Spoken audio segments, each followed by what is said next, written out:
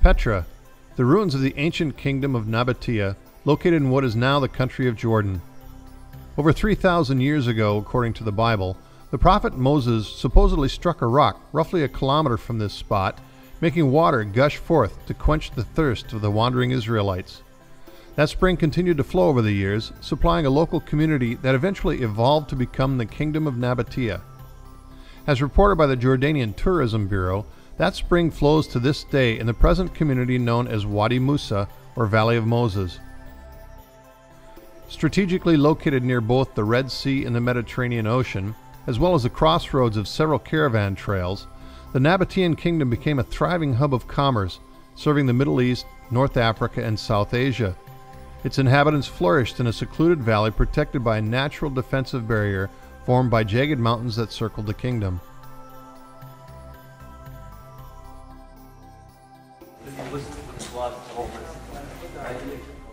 The main entrance to Petra wound its way through a kilometer-long, narrow gorge etched by Mother Nature between sheer cliffs, and made popular with modern adventurists when it was portrayed in the Indiana Jones film Temple of Doom.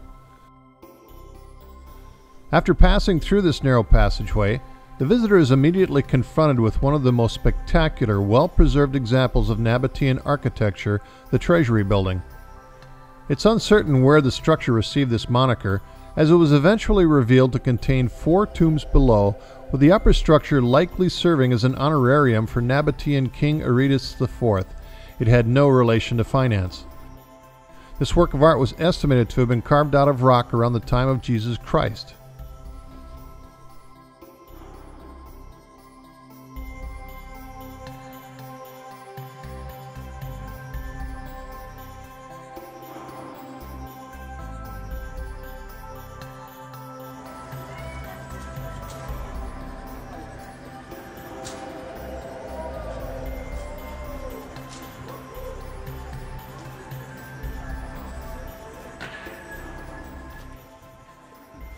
From here, the gorge widens considerably, revealing multiple rows of tombs carved into the cliff face on either side.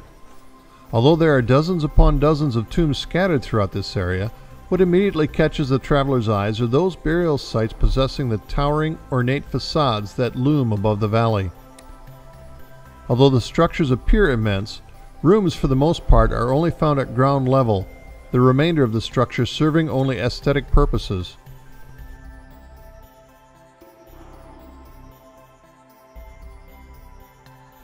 It may seem odd today to find such an expansive necropolis located on the main thoroughfare leading into the city, but such a layout was common during the age of Greco-Roman influence.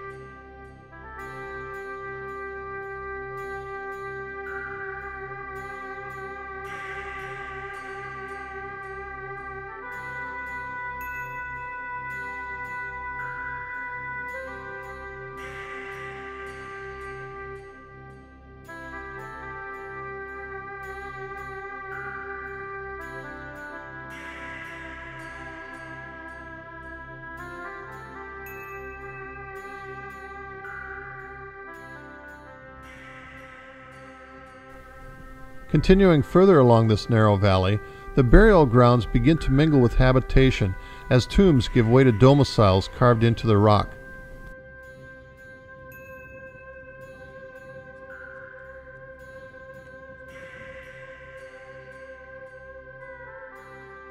A theater etched into stone provides insight into local entertainment of that era.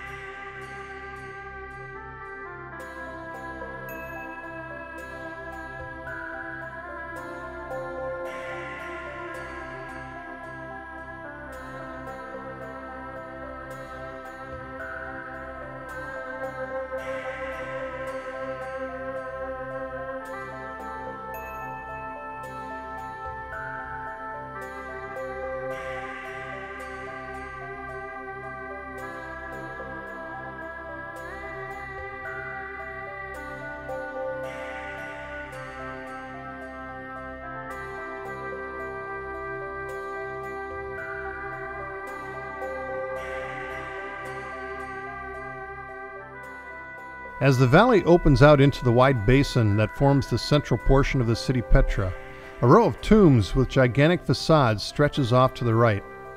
These burial monuments are not only huge in stature, but detailed in both architecture and ornate decoration. This earned them the title of royal tombs, although historians have since proved that to be an incorrect designation. One of the most spectacular of these honorariums is the Tomb of the Urn. It differs from the other tombs in two ways. First, it is set back into the mountain, creating a courtyard at its front with two small porticos on the sides. Second, the creators extended this courtyard into the valley by building a platform supported by vaulted rooms beneath.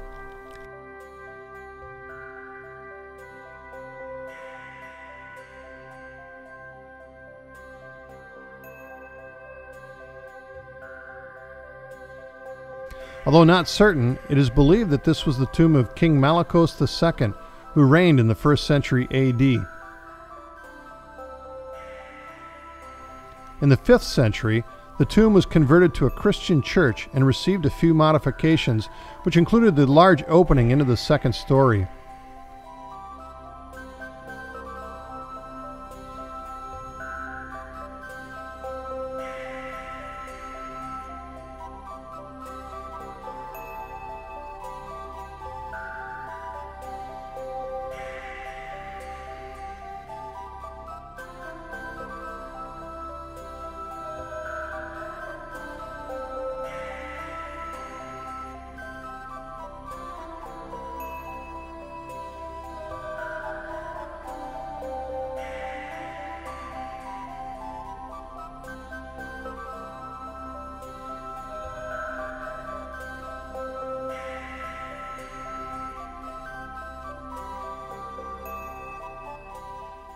Another uniquely impressive tomb is the structure known as the Palace Tomb.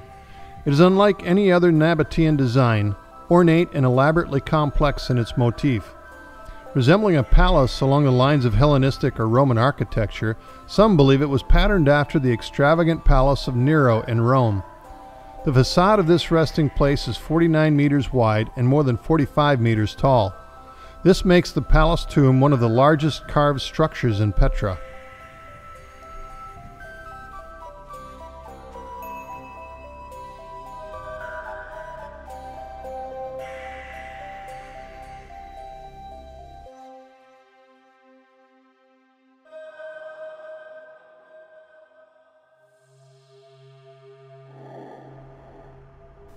Petra has experienced numerous religions over the course of its existence, its roots sprouting from the water summoned by Moses, growing through worship of Arab deities, expanding with Christianity, and eventually reaching the tenets of Islam.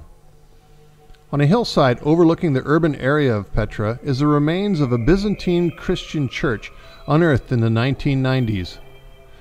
Dating from the 5th century AD, it is likely that this place of worship was a cathedral that served as a seat of authority for the resident bishop in Petra. Although the center floor of the church did not fare well over time, the aisles on either side of the interior are relatively well preserved, ornately decorated with tiles depicting caricatures, animals, and other objects linked to Christianity. Unfortunately, the cathedral met its untimely demise when it burned in the 7th century.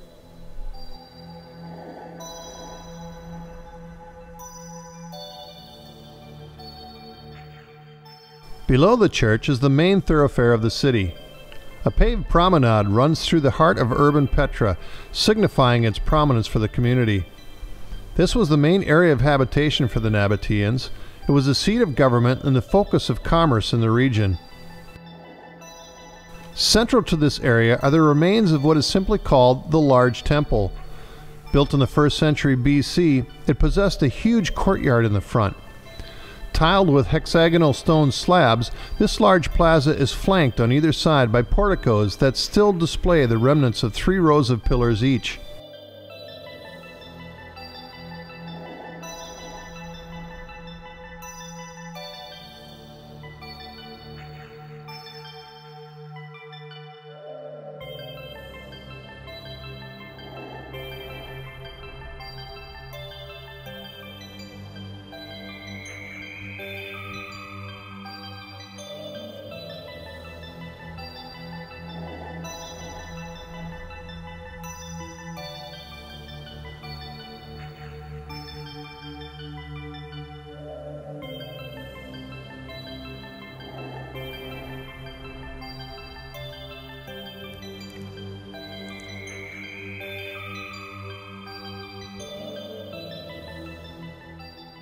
Like many structures in Petra, the name it acquired does not necessarily dictate its true purpose. The presence of an amphitheater in the temple building implies that it may at some point have been the seat of the city council, or perhaps an Odeon, a form of Roman theater.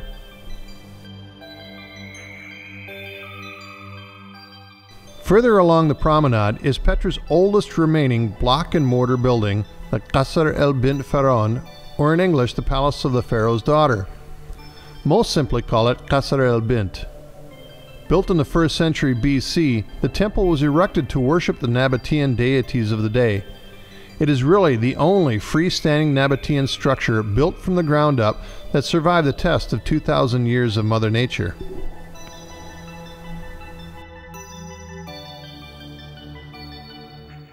The final excursion of the day is an arduous climb to the mountaintop of Jebel Ed Dir, the site of one of the most well-preserved, impressive carved structures in the Nabatean kingdom, the monastery. The trek to the structure is an exhaustive climb up a winding trail of seemingly never-ending switchbacks. Halfway up the trail is a narrow path that leads off to the left, ending at a carved edifice known as the Triclinium of the Lions. It was so named for the 2 carved lion designs that flank the entrance on either side of this facade. Although the excavation appears to be a tomb, it is in fact a tricliniar chamber, better known as a dining room.